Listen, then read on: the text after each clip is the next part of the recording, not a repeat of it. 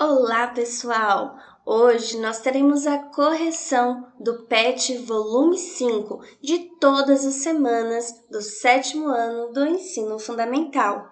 Já na nossa primeira semana, nós iremos falar a respeito de um tema muito interessante e muito importante, que é o barroco. Aqui no canal tem uma videoaula completa a respeito deste tema. Eu vou deixar o link aqui no final para que vocês possam, assim, obter mais informações a respeito desse tema. Bom, quando a gente fala da arte do barroco, é muito importante vocês se lembrarem que ela também é conhecida como arte da Contra-Reforma. Como assim?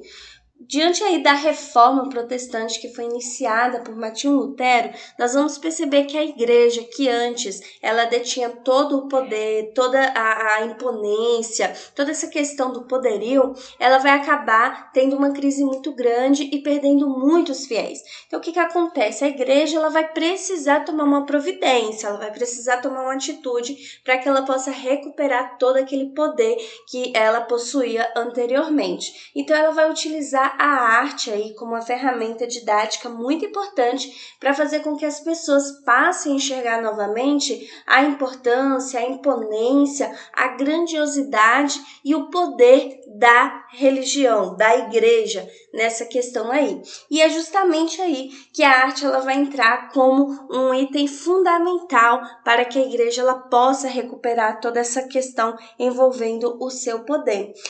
Características aí da arte barroca, nós vamos perceber a utilização aí de uma grandiosidade, um exagero muito grande em detalhes, produzidos em inúmeras obras como esculturas, pinturas, arquitetura e etc. Nós vamos perceber que essas obras elas vão romper com o equilíbrio entre o sentimento e a razão. Os artistas eles vão colocar ali, eles vão dispor nas suas obras um predomínio muito grande envolvendo as emoções. Então é muito interessante a gente observar que a igreja nesse período barroco, ela vai recorrer a efeitos artísticos grandiosos, muito bem elaborados, como uma forma aí de reconquistar todo o seu poder, todo o seu prestígio e fazer com que os efeitos negativos gerados aí pela reforma protestante seja apaziguado, seja minimizado. E nós vamos ter aí várias ferramentas que a igreja ela vai utilizar, incluindo aí a formação da Companhia de Jesus, que foi justamente uma ordem jesuíta que tinha como objetivo difundir essa fé católica entre os cristãos e não cristãos. Então nós vamos perceber a criação aí de igrejas com uma decoração extremamente suntuosa, rebuscada, as famosas igrejas de ouro, que vai fazer toda a diferença e vai tentar impor ali todo o seu poder, toda a sua riqueza, toda a sua grandiosidade. Bom, já nas questões, nós vamos ter a primeira questão que diz o seguinte: com base na leitura do texto, qual foi o período histórico em que o barroco permaneceu mais atuante no Brasil? Então, quando a gente fala do barroco, ele vai chegar aqui no Brasil um pouco mais tarde. Então, o que acontece? Ele vai se fazer presente no período colonial. E o barroco, ele também, aí, como nós já dissemos anteriormente, ele ficou conhecido como a arte da Contra-Reforma, visto que a igreja ela vai utilizar aí a arte como uma forma aí de atrair os fiéis novamente diante da crise ocasionada aí com a reforma protestante. Já na questão de número 2, vocês vão observar aí a figura 4 disponível aí no material de vocês, onde nós temos a imagem interna da igreja e convento de São Francisco de Assis, em Salvador, lá na Bahia. E vocês vão expressar aí a opinião de vocês a respeito da obra e as características. Bom, é uma questão cuja resposta é pessoal, mas eu coloquei aqui uma base para vocês, onde nós observamos dentro do interior dessa igreja as características bem marcantes do barroco, como a ornamentação toda detalhada, coberta por ouro, pinturas exuberantes, que vai impor aí toda essa questão envolvendo o poder e a grandeza. Então, esse patrimônio, ele exprime de forma clara a utilização da arte aí como fonte didática utilizada pela igreja para captar de fato toda a atenção do público e provocar os sentimentos aí de imponência, graciosidade, né, exuberância. Já na questão de número 3, pediu para vocês descreverem aí as características tanto da arte religiosa como da arte sacra. Quando a gente fala dessas duas questões, tem pessoas que acham que é a mesma coisa, quando na verdade não é. Quando a gente fala de arte religiosa, nós estamos falando de obras artísticas que vai ter essa temática religiosa apresentada ali no seu interior, mas que estão fora de lugares de cultos e rituais religiosos. E quando a gente fala de arte sacra, nós estamos falando de produções artísticas com cunho religioso e que são utilizadas e apreciadas em locais onde há a execução aí, né, a ocorrência aí dos cultos, dos rituais religiosos.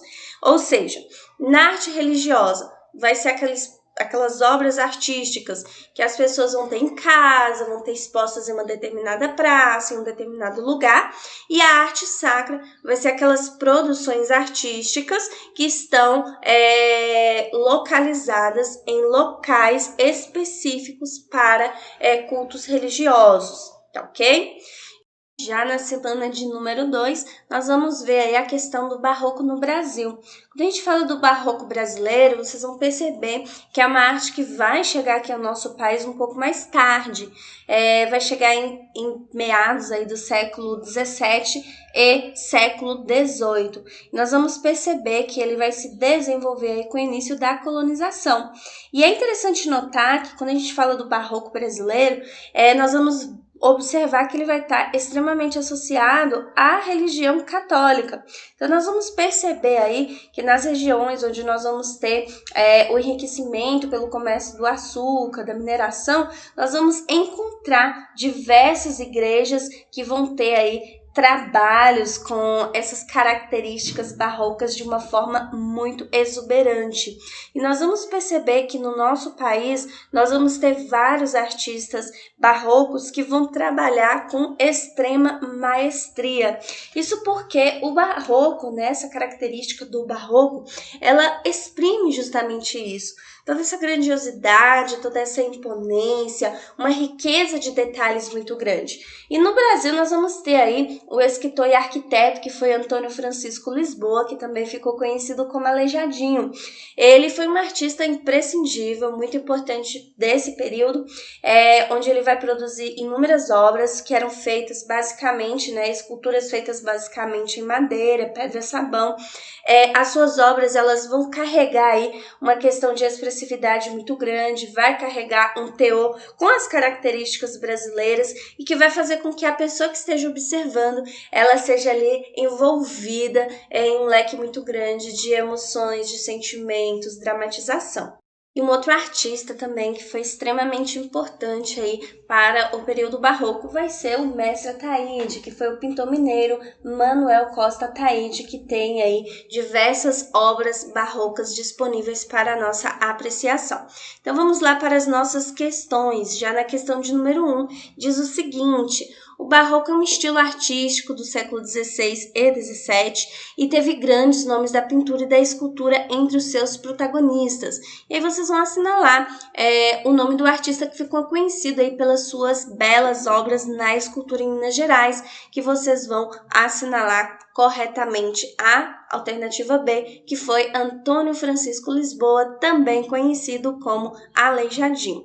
Já na questão de número 2, vai falar aí a respeito do barroco, que vai surgir como resposta no campo artístico ao protestantismo, que vai buscar reafirmar os valores católicos, recorrendo aí principalmente ao uso de imagens e de santos. Então, o barroco se coloca como oposição, reação a outro movimento artístico do século XVI. E vocês vão assinalar qual foi esse movimento, que vai ser justamente o Renascimento, alternativa C, Já na questão de número 3, o barroco, ele vai ser aí uma afirmação artística religiosa que buscava se opor aos conceitos do Renascimento. Lembrando que no Renascimento os artistas eles vão tratar muito a questão da razão, a questão envolvendo o homem.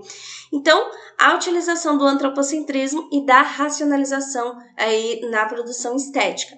Então, a respeito do barroco, vocês vão assinalar a alternativa incorreta.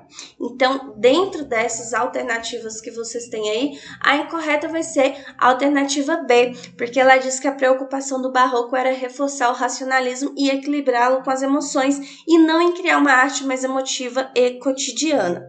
Essa alternativa está incorreta, ok?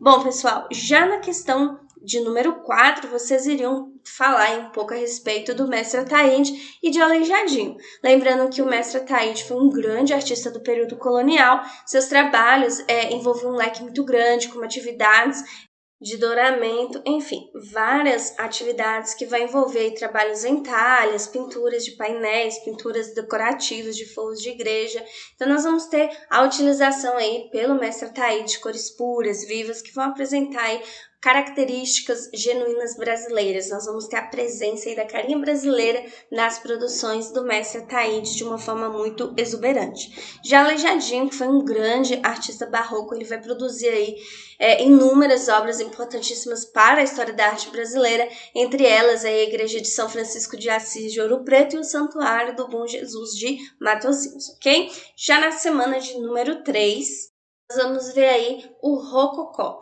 Quando a gente fala do Rococó, nós devemos nos lembrar que é um estilo artístico que surgiu na França como desdobramento aí do Barroco. Já na questão de número 1, já vai perguntar para vocês, pedir para vocês explicarem com as suas palavras o que foi o estilo Rococó e a sua importância para a arte brasileira no período colonial.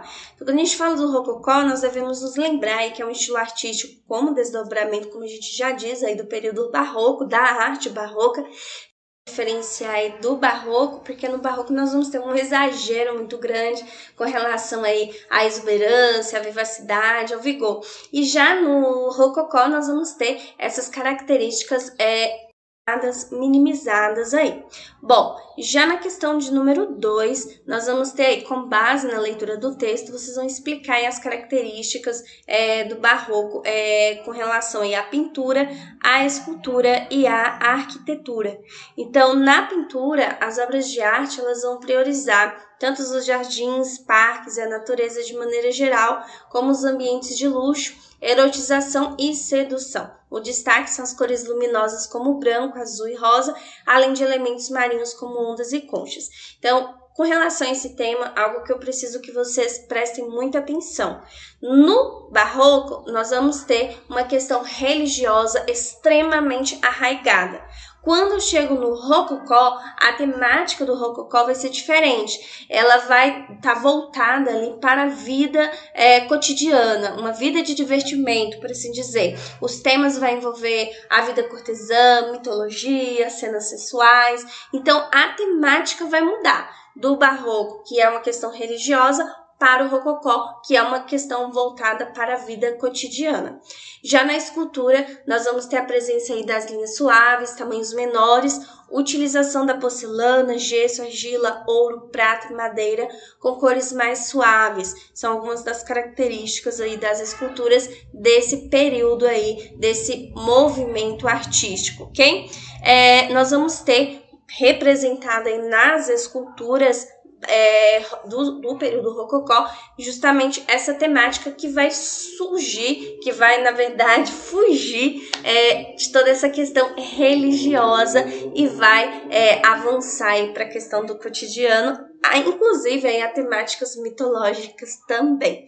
E na arquitetura, nós vamos ter proporções menores, edifícios baixos de apenas 2 andares, basicamente, fachadas alinhadas, ângulos retos suavizados por curvas, e nós vamos ter a presença aí também que na verdade aí vai servir como base para se colocar aí peças ornamentais, como estatuetas, vasos e outros objetos decorativos também. Já na questão de número 3, vocês iriam identificar a alternativa incorreta a respeito aí desse período. Então nós vamos ter como alternativa incorreta a letra D, que vai falar sobre a não utilização de linhas curvas sendo um estilo com influência do cubismo. Então a gente sabe que não tem nada a ver com isso. Já na questão de número 4, vai ser uma questão pessoal, tá? Vocês vão observar as imagens apresentadas nas semanas anteriores e fazer um comentário relacionando aí a importância da arte para a sociedade e a necessidade da preservação dos patrimônios culturais. Eu coloquei aqui uma base para vocês que vocês podem utilizar, mas eu desejo que vocês coloquem de fato aí a opinião de vocês. Então a arte ela é uma importante ferramenta didática, ela vai proporcionar ao ser humano um leque muito grande de emoções e vai registrar de forma muito atenta, muito delicada e automaticamente cuidadosa os acontecimentos.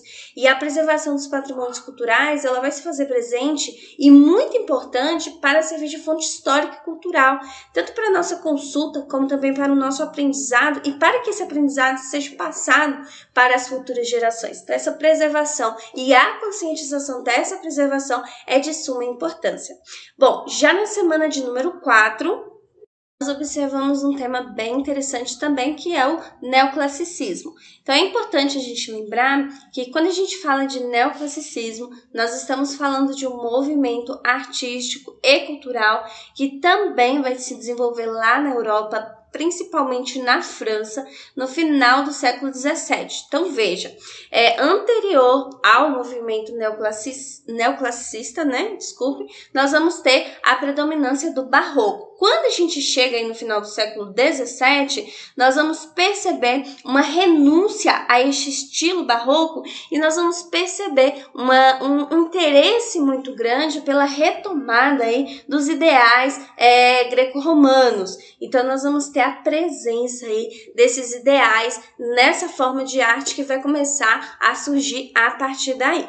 Então já na questão de número 1, temos o seguinte: com base no texto e em seus conhecimentos, explica o que foi o movimento do neoclassicismo e suas principais características.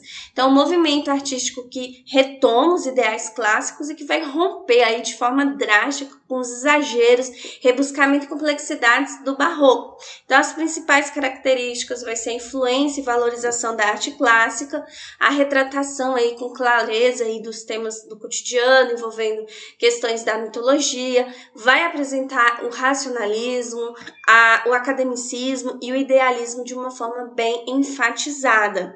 E aí, na questão de número 2, vocês vão mencionar o acontecimento em 1816 no Brasil, que vai fortalecer ainda mais o neoclassicismo, que foi justamente a chegada aí da missão artística francesa, que vai alavancar aí toda essa questão da enfatização dessa arte neoclássica, dessa arte com todos os padrões estabelecidos pela arte greco-romana.